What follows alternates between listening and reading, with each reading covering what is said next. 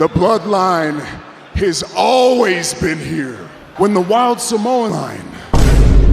This is it, my brothers and sisters. We have officially planted the seeds for Roman Reigns and The Rock at WrestleMania 43. Finally, The Rock has come back to WrestleMania. Yes, so as you guys saw at the intro of this video, Roman Reigns has mentioned everybody in the Bloodline, basically all the key components, right? You know what I'm saying? All the big players, the Rikishis, the Umagas, the Yokozunas, the Wild Samoans, and all that stuff. But one name he conveniently left out was Dwayne The Rock Johnson, aka the High Chief. High Chief Seuli, right? So I believe in like Samoan heritage or lineage or something like that. You know, IRL, in real life, Roman Reigns, I don't think he is the tribal chief. I don't think that's real. He might be. I think, you know, I think that is real. But I think in 2008, 9, or 10, like, you know, years ago, I think the Samoans have also crowned The Rock the High Chief. So I believe the High Chief is higher than him in ranking or whatever. But I think that is something that is going to be playing a big role in the return of The Rock, right? Because clearly he's not done, all right? Whatever you might say, oh, heel, you're coping, here we go again. And I'm saying a 20-minute heels advocate copium video, but no, all right? Maybe I am, right? Maybe I am. But I don't think that we can completely say that The Rock is done with Roman Reigns. The Rock is done with Cody Rhodes. He's definitely not done, right? And then you might say, well, you know, heel, what about the time when, you know, Raw on Netflix happened and he came out and he put the Ulafala around Roman Reigns and he was friendly with Cody Rhodes and was like, oh yeah, you know, good job, Cody, and all this and that. But did you guys forget about what happened afterwards? Did you guys forget about The Rock literally beating down on Cody Rhodes with John Cena turning heel? Didn't you guys see that The Rock wanted his soul? The Rock wanted his corporate champion. The Rock needed that guy to be his little slave. Did you guys forget about that? So clearly he is not out here tying his loose ends, right? I don't think that the way that he handled Roman Reigns was particularly, you know, weird, but it only is weird in hindsight when you take a look back, right, at before Raw on Netflix, when he came out at WWE Bad Blood. Like 2 or 3 months before that on the pay-per-view, he came out after Roman Reigns and Cody Rhodes tag teamed up against Solo Sikoa, and, you know, obviously they beat him. And it's like, boom, all of a sudden, we have The Rock come out, right? The Rock is out there, and he sends like a weird signal shot, and it's clearly directed to Roman Reigns and Cody Rhodes, right? Like, it's more so to Cody Rhodes than it is to Roman Reigns, but the fact that Roman was in there as well was kind of like a betrayal in of itself, right? And so that is, I believe, the way that we're going to go about, you know, Roman Reigns kind of keeping on this like whole pattern of I am the tribal chief. I am the guy that does everything. You know, like I'm going to go out there and I'm going to ignore Cody Rhodes. I'm not going to go after Cody Rhodes. I'm going to send Jey Uso after Cody Rhodes and get that title back into the family and things of that nature. And so we're going to have that whole repetitive nature of Roman Reigns avoiding Cody Rhodes. And I think that is going to be playing a big role into the return of The Rock. And at this point, we are in a stage where a lot of people are tired of Cody Rhodes. I'm pretty tired of his gimmick right now. You know, you could only be a hero for so long before you get to a point where, all right, bro, like, you know, what other villains are there for you to beat? So maybe the best thing that you can do is become a villain yourself. And, you know, what better way than maybe Cody Rhodes joining up with The Rock? Now, my problem with that is inherently that Cody Rhodes is an enemy to The Rock, right? That has been established more so than it has been established for Roman Reigns. So maybe we can find a way to fit all of that in, or maybe make Roman Reigns and Cody Rhodes fight one another one more time, settle the score, and then whoever wins that match goes up against Roman Reigns. Hopefully it's going to be Roman Reigns, but I don't need that match to happen at the detriment of Cody Rhodes losing to Roman Reigns. I think it is really, really necessary for Cody Rhodes to defeat Roman Reigns because, honestly, bro, I'm sick and tired of this guy winning everything, bro. Like, this guy hasn't lost anything ever. Like, as soon as he debuted, bro, he beat everybody, right? He beat CM Punk when he was in his Shield. He beat Triple H, Undertaker, Cena, Edge, Bryan. Bro, he beat everybody, bro. So, like, there is not a single guy that Roman Reigns ever put over, right? Even Cody Rhodes, like, come on, think about it. He has to basically beat him right? Cody has to beat him with the help of Cena, Jay. John Cena comes out as well. It's like, bro, like, you know what I'm saying? What a way to make Roman Reigns look strong, bro. Like, you need the entire WWE Avengers to beat him. So I want to see Cody Rhodes actually go over on Roman Reigns, but that is a topic for another day, right? But right now we're focusing on Roman Reigns and The Rock. So how are we going to be establishing them feuding against one another?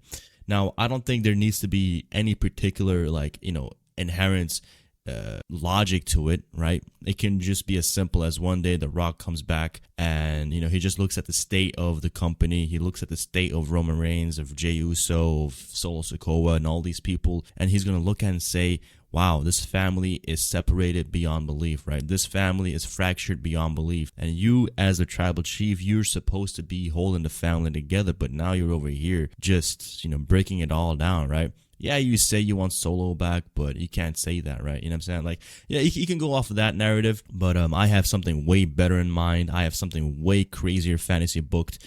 So, yeah, I'm also here to announce that I will be collaborating with C-Jax on a fantasy booking video. And obviously, this is going to be one of my biggest projects yet. And I'm really hopeful that a lot of this will, you know, tie up all the questions that we have, all the loose ends, and maybe WWE can take some freaking inspiration from it, right? So, honestly, I don't really want to go into the way that The Rock can come back, but I think the biggest logical reason for him to come back is to become the champion and the corporate overlord and the final boss, right? The genuine final boss, because up until when he came back, that was Roman Reigns, right? And it's also no coincidence that when The Rock came back and he gave himself the final boss nickname, that it was also some way a dig at Roman Reigns, right? Like, Roman, like, you might be the final, like, you know, like, you might be the tribal chief, but I'm the final boss, right? Like, I'm after you, you know what I'm saying? So that is also like a little hint at trying to get the upper hand and trying to show that he is above him. So I like that as well, right? I like the fact that he went with that nickname. I think that can play a big role into it. And it's also very important that we reestablish TKO as a live factor in the WWE, right? We had Pat McAfee be involved with Cody and WrestleMania 42. Now it is time to actually embody TKO, and TKO can be embodied through, obviously, the guy that is literally on the board of directors, The Rock. So plus he is, you know, like, it is amazing, right? Like, the freaking leverage this storyline can have is amazing. That is also the reason why he came back, you know? The Rock is quite literally the great one. He is, like, you know, one of the top 5 legends of all time, and he is literally one of the best of all time. And he is just he is the great one, bro. So now he's also turning heel, right? You know, he turned heel. He's the bad guy. He did an amazing job at WrestleMania 40, and he hasn't been seen since. And now is the time to bring him back, right? Everything is down. Everything is horrible. You know, The Rock, he did his passion project with the Smashing Machine. It was a great movie. You know, he got that out of his system. You know what I'm saying? Like, I think he got like some type of Academy Award for it or something like that. Obviously, he didn't get nominated for the Oscars, and that kind of stunk for him. You know, that's what he said. But, you know, I don't really care. You know, like, the Academy Award, all the Oscars, like, come on, bro. Like, who the hell even won it? I don't even remember, right? So who even cares, bro? You know?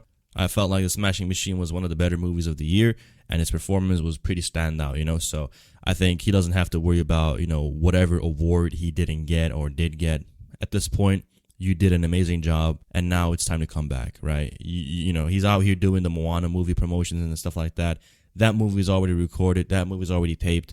I think he has got like another movie in him somewhere, but come on, bro. You know what I'm saying? Come back to the wrestling game, wrap it all up, and then you can go and, you know, shoot your Tooth Fairy movies as long as you want, because at that point you can do whatever you want, right? Now is the time to end it all. And the only thing that really saddens me is to see that this might genuinely be his last match. And obviously, if it's his last match, it's automatically a loss.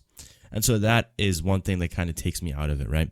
When he came back at WrestleMania 40, it's like, wow, right? He's in amazing shape. Look at the shape of him, right? He was literally like the biggest he's ever been. And so that leaves a possibility of something further down the line. And that possibility inherently indicates that this might not be the end-all be-all, right? And that also is an indication of that Roman Reigns can go out there and basically lose.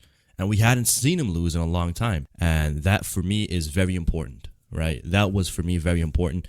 Now, Roman Reigns has lost. to Cody Rhodes, but what kind of a way did he lose, right? He didn't lose in a way that was like, oh my God, or so he's still protected. And the way that they're going about it is that right now, Roman Reigns has the title again, and him having a title says one thing: I am the champion of the WWE. I am a bigger champion than Cody. Cody's not as big as me. Cody is secondary, which he is. Like the fact that Cody Rhodes is on SmackDown, which is not on Netflix, says enough, right?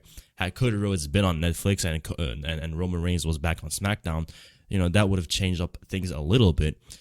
I would prefer that. I would prefer if Roman Reigns goes back to SmackDown. That is probably a better reason to watch SmackDown than it is for like Cody Rhodes to be on Raw. You know what I mean? So I think Cody has a lot more stuff that he can do on Raw, and Roman is just like, he can do his own thing, right? Like the fact that he had to get Jacob Fatu, a guy from SmackDown, to do a Raw segment, a Raw feud, was just a clear indication that they didn't really have enough for him on Raw. So I don't know why they don't have him over there on SmackDown. Clearly, the ratings don't indicate that Roman Reigns is getting more viewers, right? Like that is also like a fallacy that somehow Roman Reigns is like causing more viewerships. It's false. It's not true, right? He is not a reason for an uptick in viewers. If anything, right, if the Raw ratings are anything to go off of, then we can say, goddamn, like what was the reason that we needed to see CM Punk to lose the belt, right? I mean, we could have had,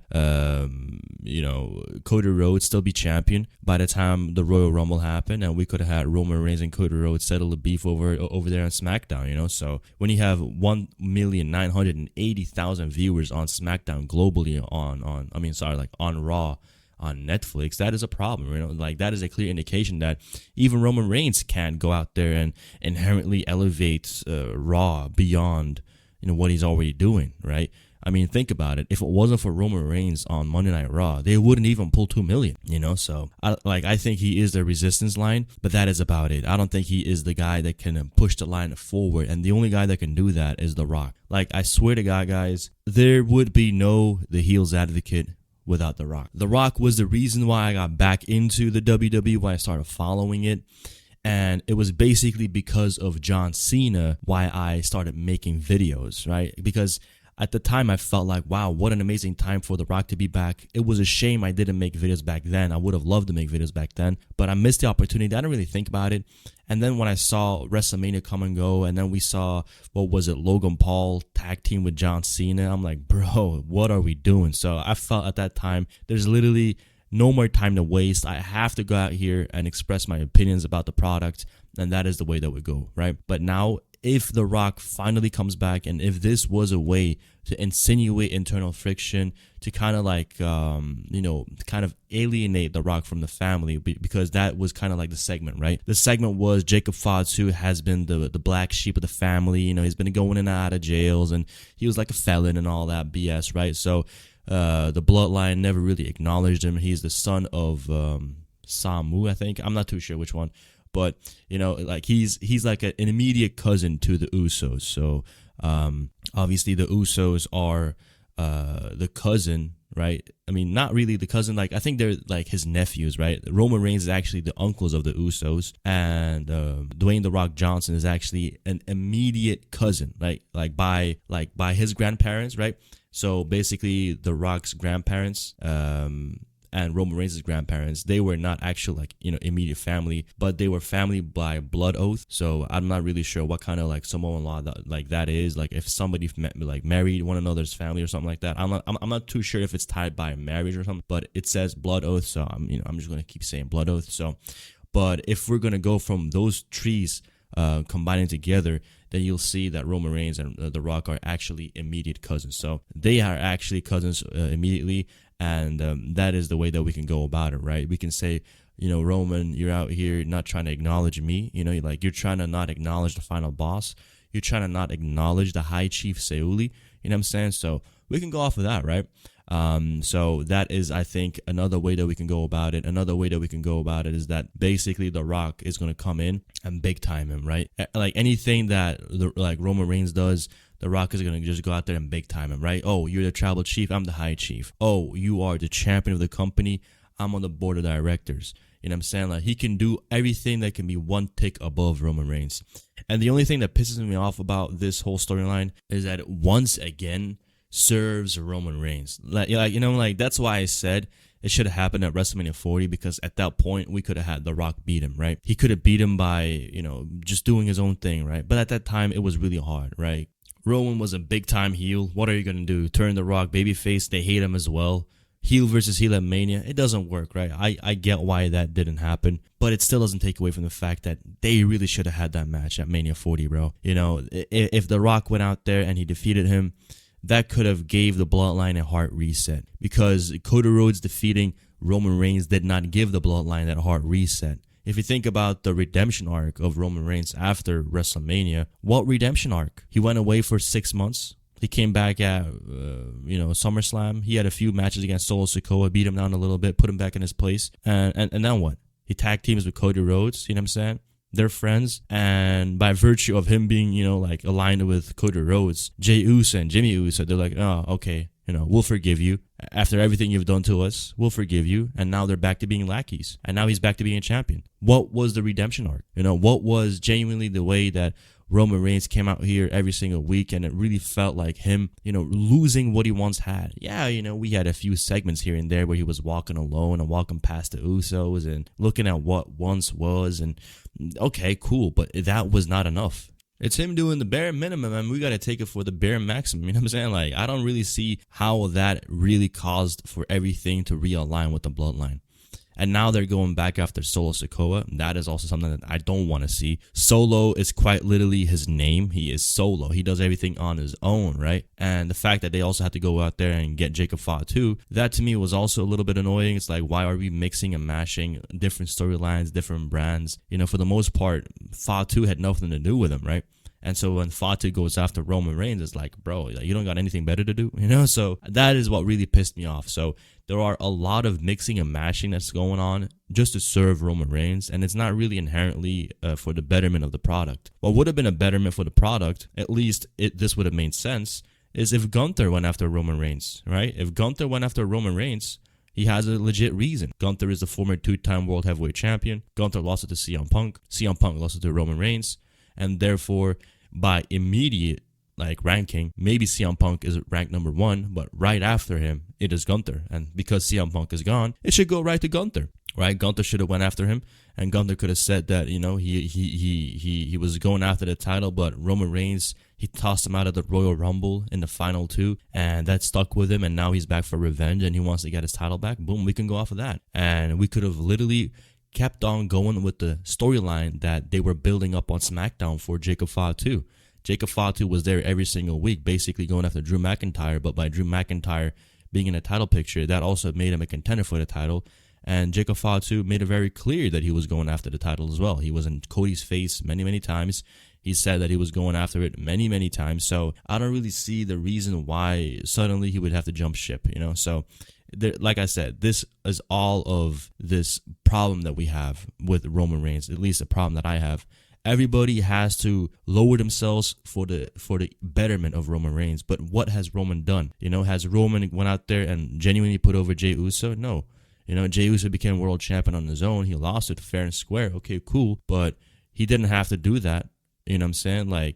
He didn't have to do that to prove himself, right? What really would have proved Jey Uso is if he went after Roman Reigns and beat him, So I think we can, really use Jey Uso and all this. Clearly, they're building up some friction with Jey Uso, Fatu, and Roman Reigns. Maybe The Rock can come back and influence Jey Uso to join him. And by virtue of him joining him, probably Solo Sikoa and the MFTs will join up The Rock as well. And that will create two factions, right? On the one hand, we'll have Roman Reigns, Jimmy Fatu, and Jacob Fatu.